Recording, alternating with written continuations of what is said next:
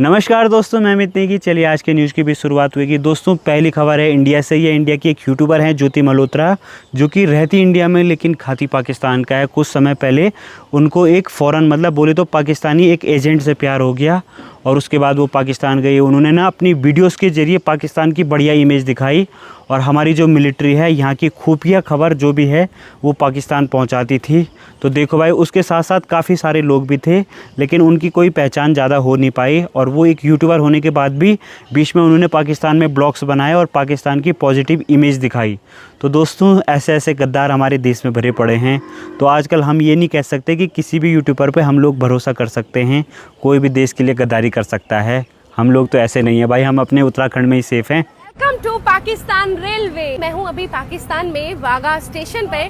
आज तक तो हमने वाघा जो है ना हमेशा बॉर्डर ही देखा है, परंतु हम पहुंचे हैं आज पाकिस्तान के वाघा स्टेशन पे और हमारे पीछे लगी हुई है पाकिस्तान रेलवे की ये डीजल लोकोमोटिव ट्रेन। ये एक स्पेशल ट्रेन है जो अब दानिश ने ज्योति को आईएसआई की एजेंट से मिलवाया। अली एहसान और राणा शहबाज जो आईएसआई के एजेंट्स थे उनके हवाले कर दिया। अब ज्योति ने इनके नंबर जट रंधावा जैसे फर्जी नाम से सेव किए थे और व्हाट्सएप टेलीग्राम पर भारत की जो सैन्य जानकारी थी उन्हें लीक करती थी। Welcome to Pakistan.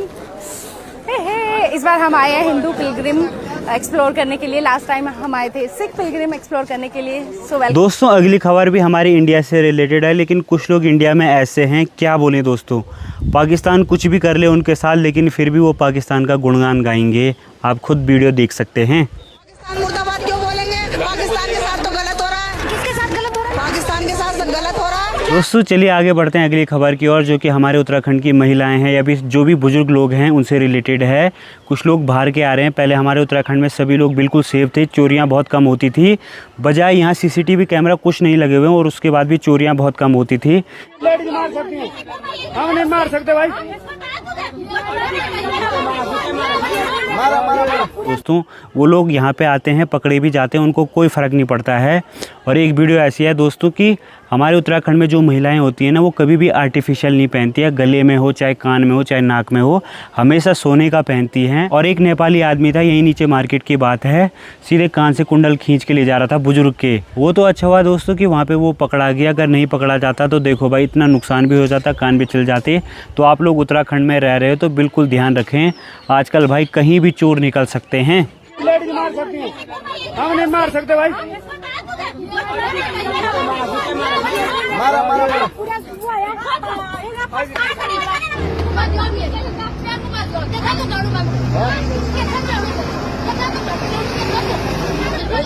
बाकी दोस्तों इसी के साल नीट के एग्ज़ाम हुए तो इतने खतरनाक एग्ज़ाम हुए। उसमें जो फिजिक्स का पेपर था इतना हार्ड आ रखा था कि बच्चे जो भी ना बाहर आ रहे थे पेपर दे के इतना रो रहे थे, इतना इमोशनल हो जा रहे थे कि क्या बताएं दोस्तों। आज के टाइम पे तो भाई वो बोल रहे हैं कि इससे खतरनाक पेपर कभी आया नहीं। 2016 या 21 में आया होगा और इस बार तो इन्होंने इतना खतरनाक पेपर दे दिया और कट ऑफ तो ऐसी लगने वाली है कि क्या बताएं दोस्तों। बाकी सभी लोग मेहनत करने पे लगे पड़े हैं। तो अभी हमारे साथ में बीएम सर है। और सर कैसा रहा पेपर का, आपने सोल्व भी कर भैया फिजिक्स का पेपर ऐसा है कि मतलब मैं खुद देख रहा हूँ उस पेपर को अभी हाल। तो ये पेपर बहुत ही अलग तरह का पेपर है। एक तो ये डायरेक्ट फार्मूला एप्लीकेशन नहीं, बच्चों को सोचना पड़ रहा है, उसके बाद फार्मूला खुद सोच के डेवलप करना पड़ रहा है, फिर क्वेश्चन को सॉल्व करना पड़ रहा है। तो मैं जहाँ तक कह रहा हूँ ऐसा पेपर आज तक के इतिहास में मैंने 37 साल में कभी ऐसा पेपर नहीं देखा। यहाँ तक कि जो बहुत पहले पेपर एक बार PMT 95 में आया था उसके कंपेयर बहुत हाई लेवल का है। इसको यदि ऐसी एप्लीकेशन है कि बच्चा सोचे पहले लाइफ में ऐसा होता है, फिर उसको अप्लाई करे, फिर फॉर्मूला डेवलप करे, फिर चीज़ को लाए, फिर 4 ऑप्शन पे है। तो पेपर लेंदी है, आउट ऑफ लेवल है। अभी दोस्तों काफ़ी शाम हो चुकी है और अगली खबर है हमारी उत्तराखंड की एक एक्ट्रेस हैं उर्वशी रौतेला, उनसे रिलेटेड। पहले मैं उनको काफ़ी अच्छा समझता था लेकिन बीच बीच में वो कंट्रोवर्सी में पड़ती रही, जिस कारण उनकी इमेज पूरी डाउन हो चुकी है।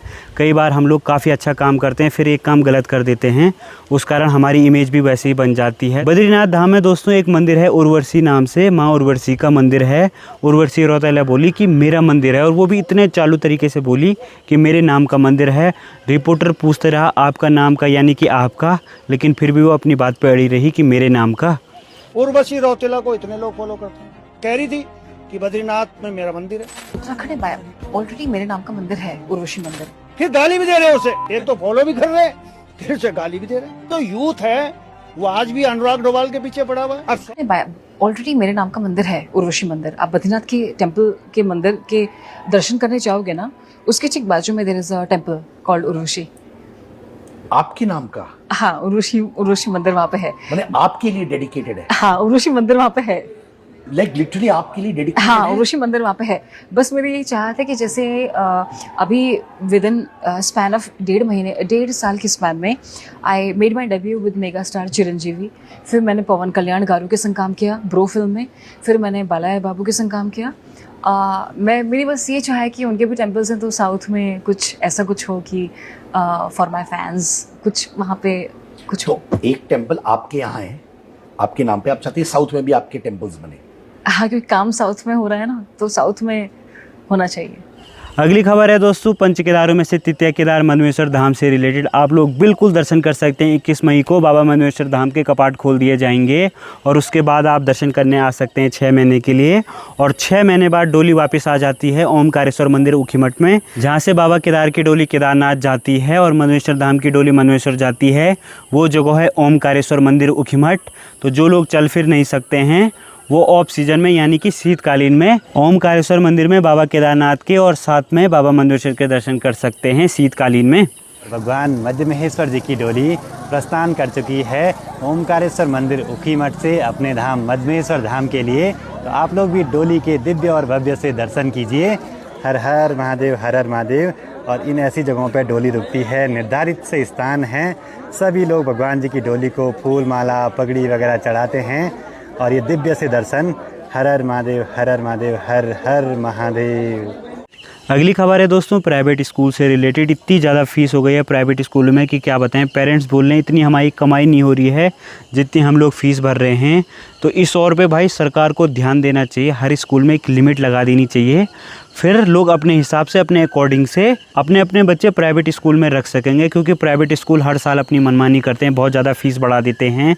और गवर्नमेंट स्कूल तो हैं लेकिन हर स्कूल में टीचर नहीं हैं, जिस कारण मजबूरी में लोग अपने बच्चों को प्राइवेट स्कूल में रखते हैं। ज़्यादातर प्राइवेट स्कूल्स मुनाफाखोरी के अड्डे बन गए हैं। सर, हद तो ये हो रखी है कि इन स्कूल्स ने अपनी ही जगह पे दुकानें खोल ली हैं और उन दुकानों में किताबें, कॉपी, पेंसिल, यूनिफॉर्म पेरेंट्स को हायर प्राइस पे खरीदने पे मजबूर किया जाता है। गवर्नमेंट को जो प्राइवेट स्कूल है ना, इन पे बहुत ध्यान देना चाहिए कि कहीं ज़्यादा ही एक्स्ट्रा ना लिया जा रहा हो। कि जिन प्राइवेट स्कूलों की फ़ीस आज से 3-4 साल पहले 400 थी, तो आज उनकी 4000 हो गई है भाई, बहुत ज़्यादा हो गई है।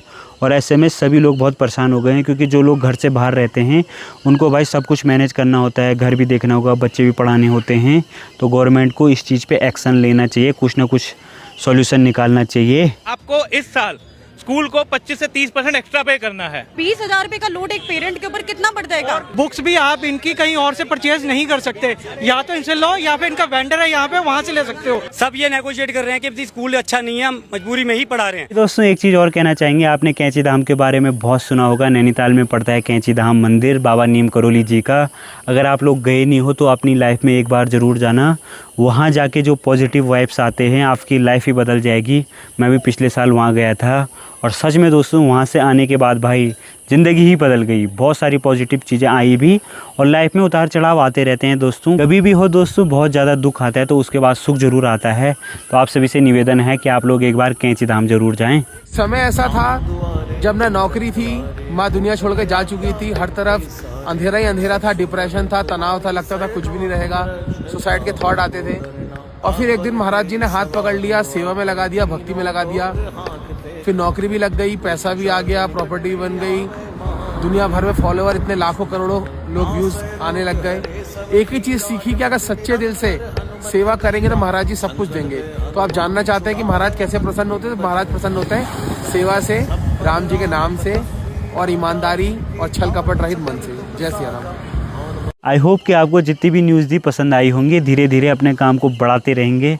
बट यह है कि मेरे पास स्टूडियो ऐसी चीज़ें नहीं है ना अभी, तो धीरे धीरे सब कुछ धीरे धीरे होता है। बस इंसान को शुरुआत करने की ज़रूरत होती है, तो शुरुआत तो मैंने कर दिया है। कि आप लोग कमेंट में अपनी राय ज़रूर बताना। मिलते हैं आपको अगली नई न्यूज़ ब्लॉग में, तब तक के लिए बाय बाय।